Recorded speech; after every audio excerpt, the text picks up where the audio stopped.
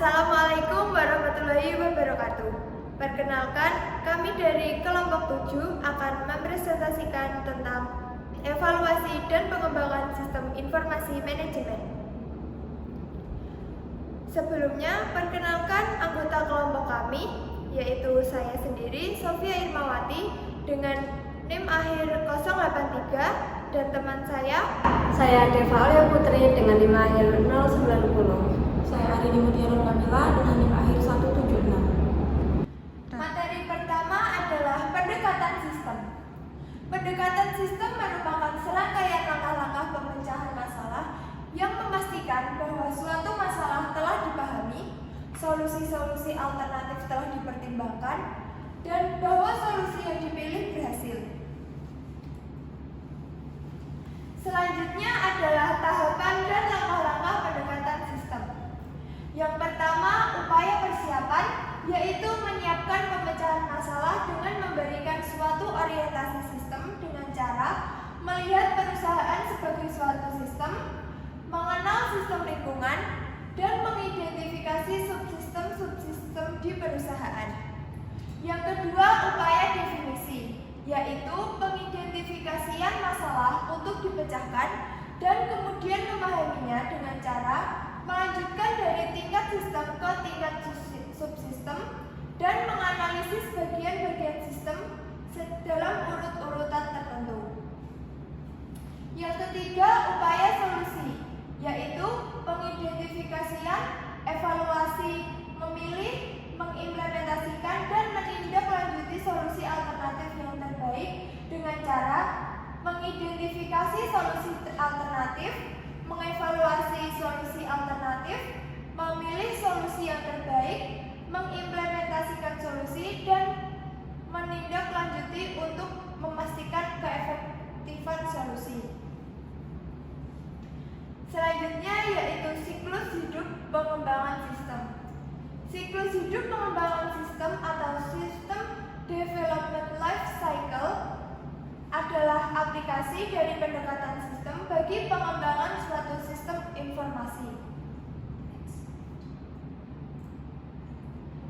Jenis-jenis metode sistem akan dijelaskan oleh teman saya.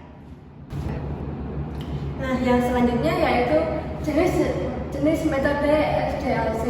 Nah, yang pertama itu ada SDLC tradisional. Nah, di sini itu siklusnya melingkar. Yang pertama ada perencanaan, kemudian ada analisis, desain, implementasi, dan penggunaan. Nah, yang selanjutnya yaitu pengembangan aplikasi cepat atau biasa dalam bahasa Inggris yaitu Rapid Application Development atau disingkat RAD adalah satu metodologi yang memiliki tujuan untuk memberikan respon yang tepat atas kebutuhan pengguna, namun dengan lingkup yang lebih luas. Nah, di RAD ini terdapat 4 unsur penting. Yang pertama yaitu ada manajemen, kemudian orang, kemudian metodologi, dan juga alat-alat.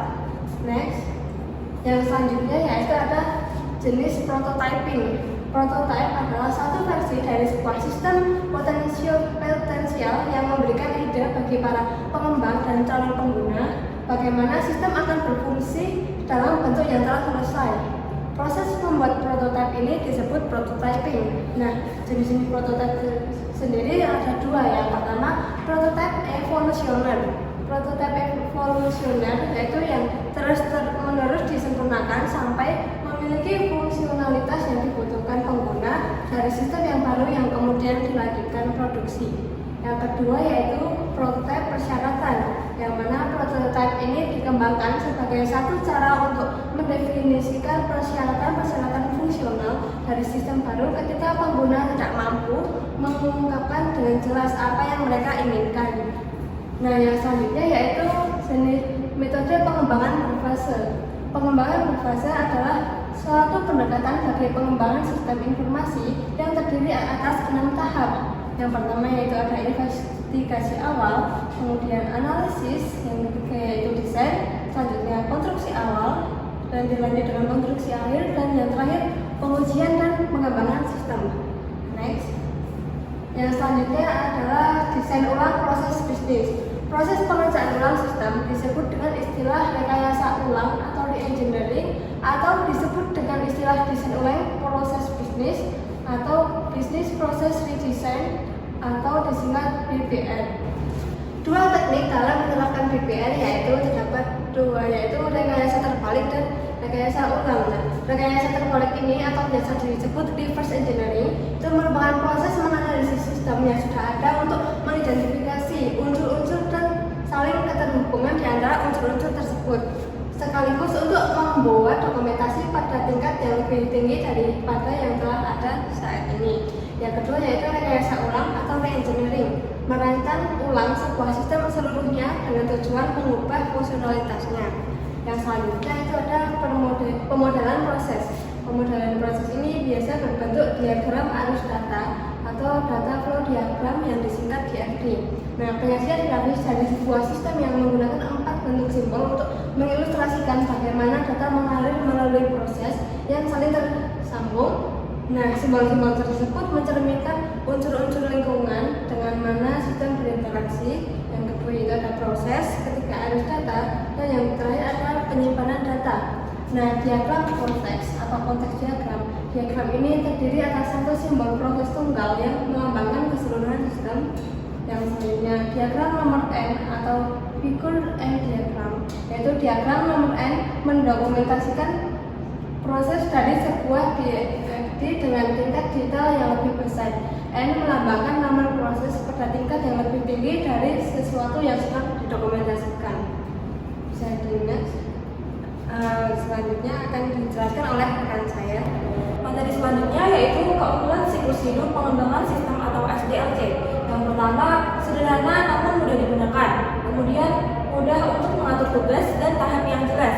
Dan yang ketiga, setiap fase perkembangan hasil dalam rangka linear tanpa tumpang tindih. Dan yang terakhir, bekerja dengan baik untuk proyek-proyek di mana kebutuhan-kebutuhan sistem terpenuhi. Kemudian kelemahan SDLC.